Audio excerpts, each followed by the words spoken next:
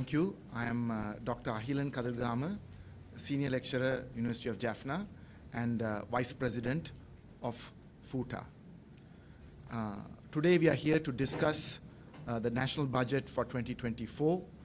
The budget itself is mainly about commercializing interests, to take forward commercial interests in this country, and to sell public assets, to commercialize and get rid of public assets.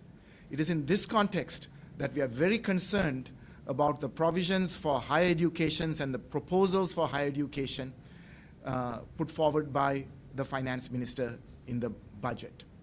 If you look at the allocations for higher education, it's at an all-time low. Recurrent expenditure is only going to be 0.23% of GDP, and capital expenditure is only going to be 0.02% of GDP. In other words, the government has completely abandoned state universities in Sri Lanka. Capital expenditure in particular is about how much the government is ready to invest to help grow a sector. And this 0.02% in capital expenditure means there is nothing for universities in the future. The president has reinforced the Vijayada Rajapaksa Commission recommendations, the parliamentary subcommittee recommendations, and they are now calling for the abolition of the UGC and to bring together a National Higher Education Commission where they're going to legitimize private universities. This is a complete departure from the history of free education in this country.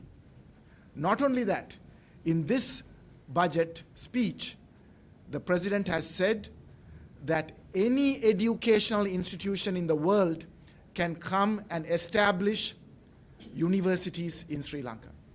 He's saying that even provincial councils can establish universities in Sri Lanka.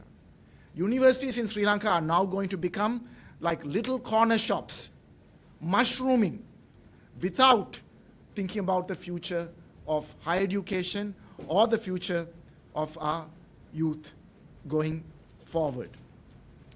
And to take forward this kind of university system, they are going to initially give interest-free loans to lure youth into what they are calling universities, but they are just going to be commercial institutions to make money. The bulk of them will lead to huge indebtedness for our youth in the future. In this context, the Federation of University Teachers Associations wants the support of the public to safeguard the university system. We have to defeat these proposals on higher education because this will be a disaster for the country. We need people's support so that our future generations, our future youth can have the opportunity for a real university education. And for that, we have to safeguard state universities. When they commercialize and when they bring private universities like this, the entire university system in Sri Lanka is going to deteriorate.